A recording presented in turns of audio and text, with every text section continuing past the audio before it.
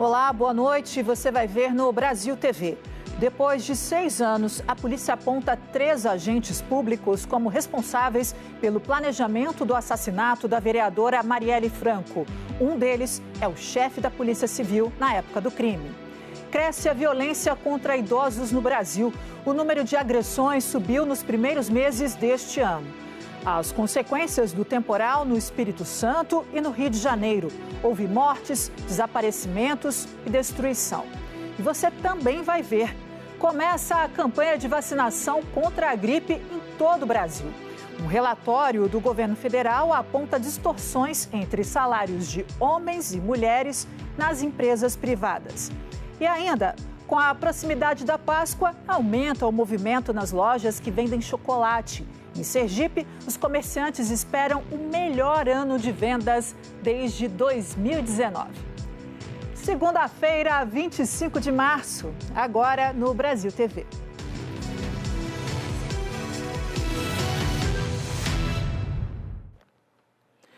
A prisão de 3 agentes públicos acusados de planejar o assassinato de Marielle Franco causou perplexidade e mostrou a dimensão que a criminalidade alcançou no Rio de Janeiro. Quem mandou matar Marielle? A pergunta durou 6 anos e 10 dias. Ontem, a Polícia Federal prendeu 2 suspeitos de serem os mandantes. O conselheiro do Tribunal de Contas do Estado do Rio, Domingos Brazão, e o irmão dele, deputado federal Chiquinho Brazão, que foi expulso ontem do União Brasil.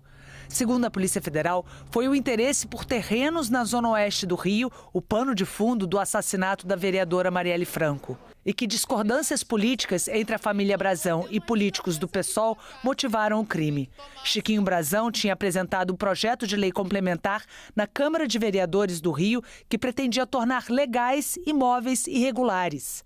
Um assessor de Marielle, ouvido pela investigação, disse em depoimento que dias depois da segunda votação do projeto, Chiquinho reclamou do voto de Marielle e demonstrou irritação fora do comum e jamais vista por ele, já que o então vereador sempre se mostrou um parlamentar discreto e tranquilo.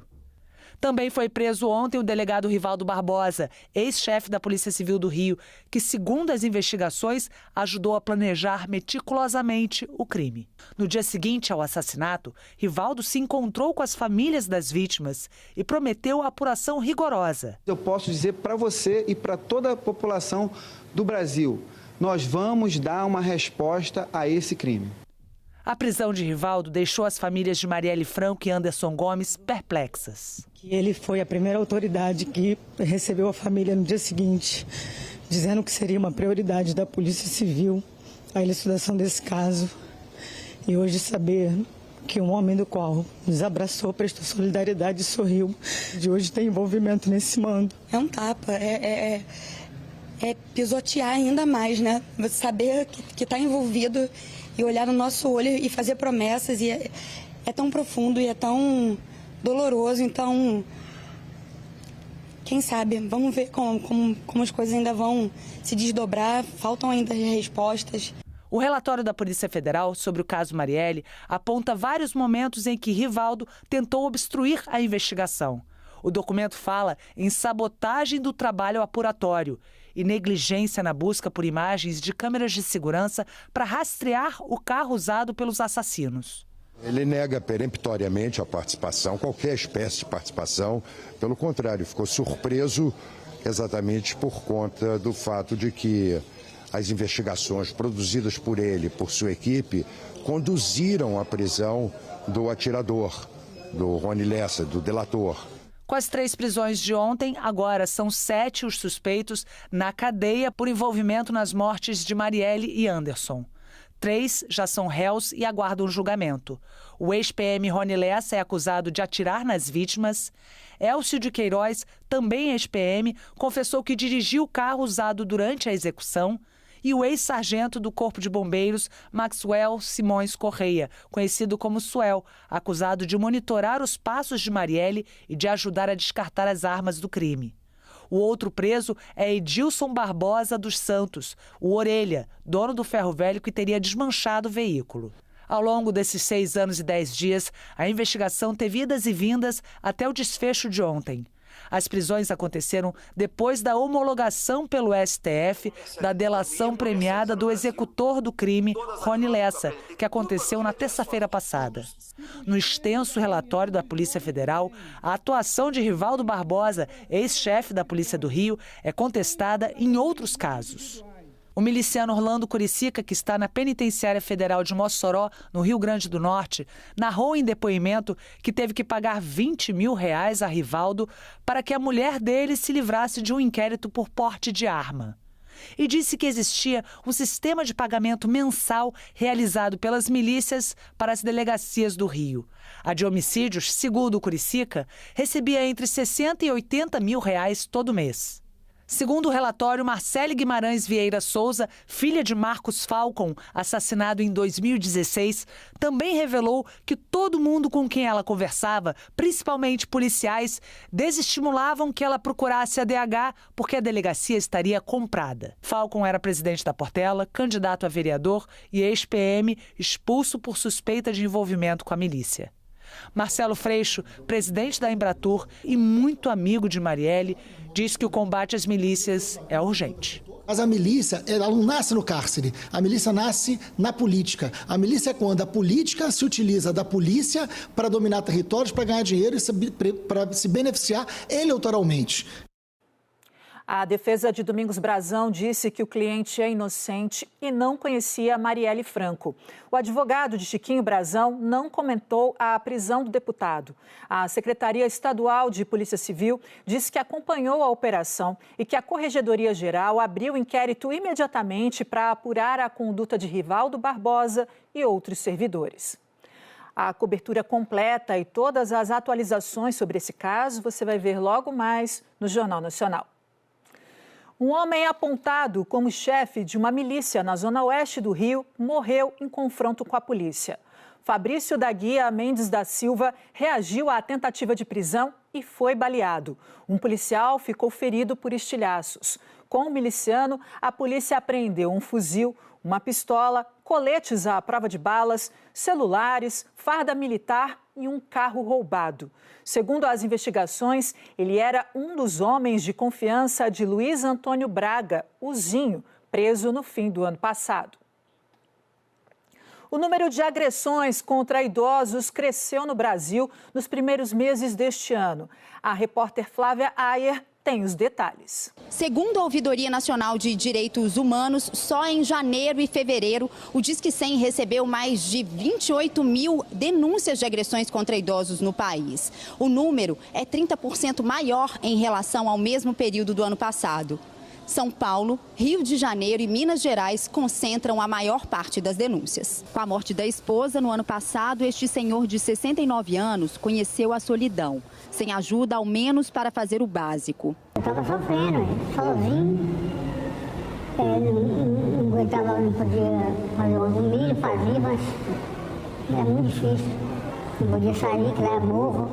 A mudança para esse lar de idosos de Belo Horizonte foi depois de levar uma paulada de um dos filhos. Não tinha ninguém para ir comigo, não. Meus filhos eram tudo drogados. A instituição acolhe idosos vítimas de violência ou em situação de vulnerabilidade.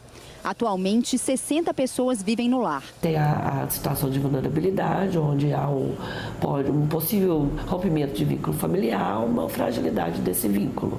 Ou que ainda tem o vínculo familiar, onde alguns sofrem maus tratos onde vivem, né? Pela própria família ou pela vizinhança. Esta mulher trans de 66 anos vive aqui há 10 meses. Ela conta que na velhice as agressões verbais ganharam outros adjetivos. É muito normal os que chamam a gente de bicha velha.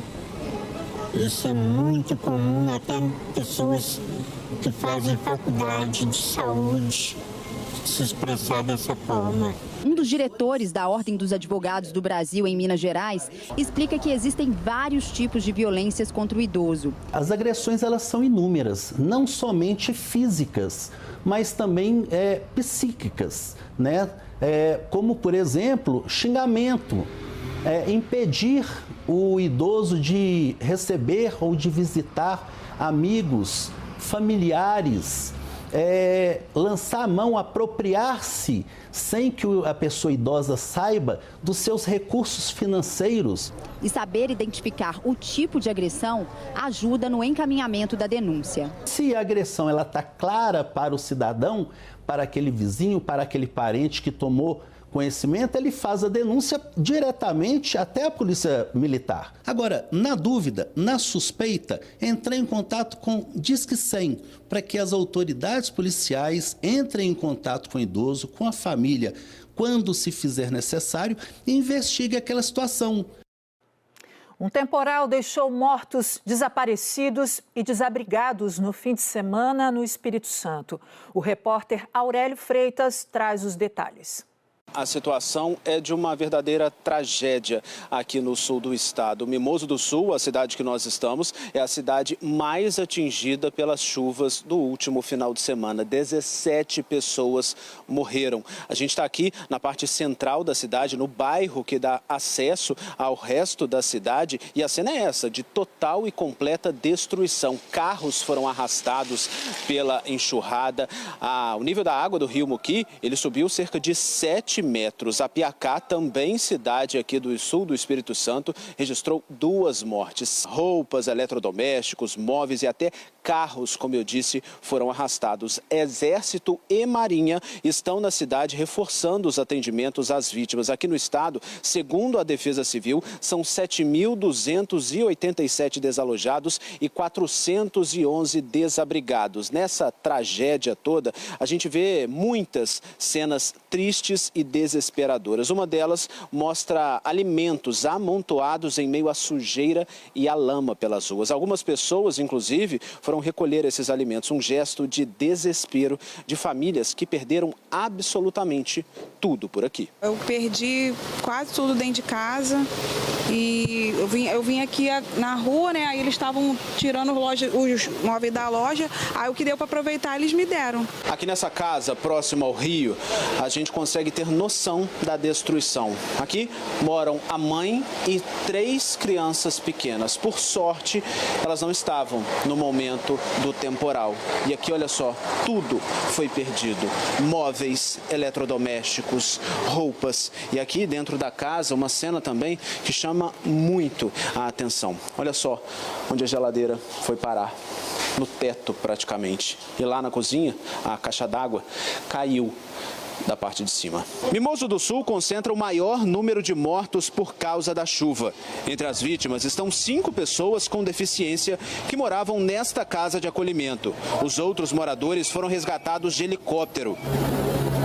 Peritos de Vitória foram para Mimoso para ajudar na identificação dos corpos que estão em uma capela mortuária do município. Eu perdi o meu chefe, que era meu amigo, e a minha amiga, que era minha companheira de trabalho. Muito, muito triste, muito triste. No município de Apiacá, uma aposentada de 87 anos não conseguiu escapar da enchente e morreu afogada dentro do quarto. O aposentado José Ricardo Queiroz, de 64 anos, teve um infarto e morreu logo depois de salvar uma tia. A enxurrada destruiu lojas, casas e arrastou carros. Mais da metade dos moradores da cidade teve que sair de casa. Perdemos tudo, pode observar aos lados, não sobrou nada para contar a história. Só o momento de tirar minha filha, minha esposa e sair de casa. Eu perdi tudo, eu não tenho uma roupa para usar, eu não tenho nada dentro da minha casa. Eu nunca vi uma tragédia igual essa. Muito difícil. Mortes e destruição também na Baixada Fluminense, a região mais afetada pelo temporal no Rio de Janeiro. Essas lágrimas são de quem já perdeu as esperanças. Eu acho que ninguém tem noção, assim, do que a gente está passando. Eu me desesperei ontem de ontem, tá? Dona Maria se esforçou para tentar impedir que a enchente levasse tudo de novo, mas não teve jeito. Meu namorado veio, tirou a cachorra e a gente ficou desesperado, os móveis enchendo, a cozinha enchendo e ele tipo enxugando gelo, porque não tinha como. Moradores contam que durante o fim de semana o nível da água chegou na altura da cintura. Hoje de manhã a água começou a baixar, a gente está vendo aqui alguns carros e motos passando com uma certa dificuldade, mas a água já está começando a escoar. Toda a chuva. E agora? A segunda enchente no ano. Aí vira uma piscina aqui, ó. A Vila Uruçaí, em Caxias, foi o bairro que teve o maior volume de chuva do fim de semana, segundo a prefeitura. Ainda no município, um homem se afogou depois que o caminhão que ele dirigia caiu num rio em Santa Cruz da Serra. Perderam tudo de novo, né? Tudo de novo. A gente está saindo para trabalhar agora para tentar conquistar tudo de novo. A Rosângela também já viveu o mesmo pesadelo esse ano. Hoje viu tudo se repetir. Eu perdi tudo, da primeira chuva que teve também perdemos tudo. A água lá dentro, lá na Uruçaí, tá batendo aqui. Fui tirar minha filha lá de dentro e estamos assim nessa luta aí. Associação de moradores que está ajudando a gente. Se a gente não tivesse o apoio da Associação de Moradores, a gente não ia estar sem nada. A chuva ainda castigou outras regiões da Baixada. Em Magé, essa família foi resgatada por vizinhos pela janela do banheiro. Em Nilópolis, pelo menos uma casa desabou. Em São João de Meriti, foram registradas 15 ocorrências, mas todas sem vítimas. Em Mesquita, 3 pessoas ficaram feridas depois da queda de uma casa que fica às margens de um rio na Chatuba. Na Serra, mais impactos. Em Petrópolis, na região serrana, 4 pessoas morreram num desabamento no bairro Alto Independência. As vítimas eram da mesma família: pai, mãe, filho e avó. Uma menina de 4 anos, filha do casal, foi resgatada com vida depois de 15 horas soterrada. Em Teresópolis, uma casa desabou na comunidade da Coreia, matando uma criança de 8 anos e um adolescente de 14. Em Arraial do Cabo, na região dos Lagos, um homem morreu depois de ser atingido por um raio. E começou hoje, oficialmente, a campanha de vacinação contra a gripe em todo o Brasil. Guilherme Pimenta.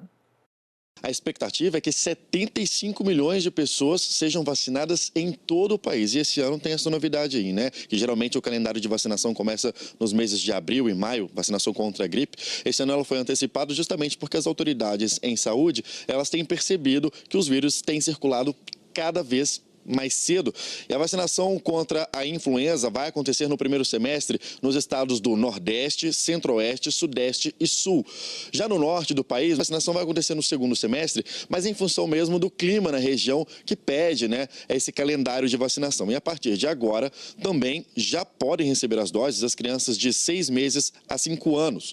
Aqui em Belo Horizonte, a expectativa é que 118 mil crianças recebam a imunização. Além disso, no momento, também podem receber as doses da vacina contra a gripe os idosos de 80 anos ou mais, gestantes e as mulheres que tiveram um bebê recentemente.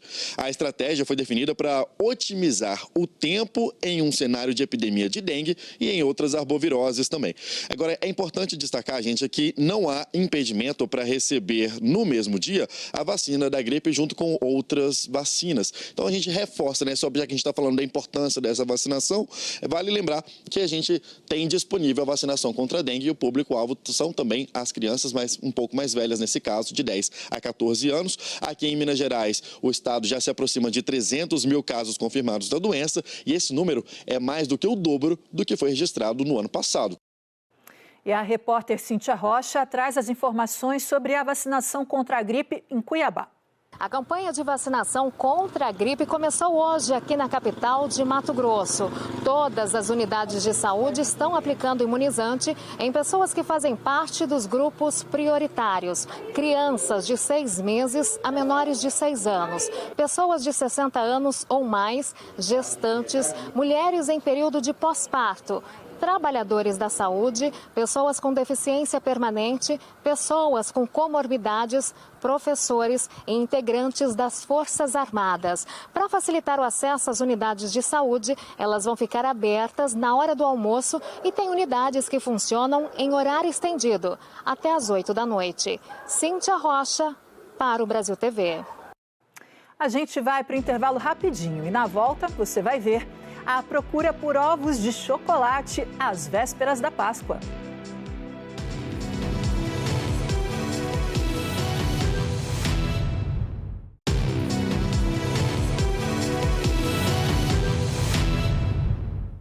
O governo federal divulgou hoje um relatório sobre a diferença salarial entre homens e mulheres no setor privado. Eric Rianelli. A publicação desse diagnóstico tornou-se obrigatória no ano passado com a sanção de uma lei que trata da igualdade salarial entre homens e mulheres. De acordo com esse levantamento divulgado hoje aqui em Brasília, a diferença de remuneração entre homens e mulheres no Brasil em um mesmo cargo nas empresas privadas é de quase 20%. Mas essa diferença sobe ainda mais para pouco mais de 25% em cargos mais altos de dirigentes e gerentes. A pesquisa foi feita em cerca de 49 mil empresas que juntas empregam 17 milhões e 700 mil pessoas. A lei sancionada no ano passado obriga o pagamento de salários iguais para homens e mulheres exercendo a mesma função. As empresas que descumprirem terão que pagar multa no valor de 10 salários da pessoa discriminada. O texto também estabelece tratamento igualitário em relação à raça e etnia. A partir desse relatório divulgado hoje, os empregadores vão ter 90 dias para elaborar aí um plano com prazos e metas para corrigir essas distorções. Produtores de grãos esperam uma boa safra para negociar nas festas juninas, mas enfrentam um calor de rachar no sertão de Alagoas. A roça é pequena, tem o tamanho de 5 campos de futebol. Mas é aqui que seu Gildo planta o feijão que vai alimentar a família nos próximos meses. Os agricultores dependem do clima para plantar e colher. A chuva chegou, tímida ainda, mas molhou a terra. Agora ele cuida da plantação, que depende de mais chuva para crescer e brotar. O difícil é suportar o calor de mais de 40 graus, com sensação térmica que chega aos 50 graus. Tem dia que está mais quente, tem dia que está menos, porque tem dia aqui que está, eu acho que fecha bem uns 50 graus. Estamos aqui com esse feijãozinho plantado. E com fé em Deus, daqui uns 2 meses a gente com certeza vai colher um fruto. É por isso que o Paulo também trabalha assim, de chapéu, camisa de mangas longas e a água sempre por perto para reidratar. Não está fácil suportar esse calorzão. Esse ano mesmo está um dos mais quentes por aqui, quente para valer mesmo. Qualquer movimento que a gente faz é molhado de suor, o suor descendo. Mas não dá para abrir mão do serviço, do ganha-pão. Só assim ele vai garantir o milho para as festas do mês de junho, quando se comemora Santo Antônio, São João e São Pedro. Dona Marinete está preocupada com o futuro da safra e com a sobrevivência por aqui. Está muito quente, é calor que eu mesma tenho 54 anos e nunca vi tanto calor desse jeito. E nós estamos tão sufocados, né, com o calor. Mais de 70% da renda e do alimento de quem vive no sertão nordestino vem da agricultura familiar, composta por pequenos produtores. Quando não chove o suficiente, não tem safra. Agora, os efeitos das mudanças climáticas passaram a ser uma preocupação a mais. Medo a gente sempre tem, né? Medo a gente sempre tem, tenta fazer o melhor que nós podemos fazer aqui no sítio, a gente faz. Falta pouco para a Páscoa e o movimento está grande nas lojas em Sergipe. Os comerciantes esperam o melhor ano de vendas desde 2019. O estoque de ovos deste supermercado está quase zerado. Desde o início de fevereiro, os produtos já estavam à disposição dos clientes. Graças a Deus, a venda tem sido boa, né? Apesar de alguns preços subirem, mas a variedade, como é grande, então vai agradando todo tipo de cliente. No estabelecimento, os preços dos ovos variam entre R$ 15 e R$ 110 reais. Dona Edinalva está pesquisando antes de comprar. Tem que pesquisar, porque a família é grande, né? Para economizar, muita gente opta pelas caixas de bombons. Aqui tem a partir de R$ 8 reais. E quem quiser um mimo a mais, pode levar este copo com mini ovos e até bombons com bichinhos de pelúcia, a partir de R$ 23 reais. Neste outro supermercado, as prateleiras estão cheias.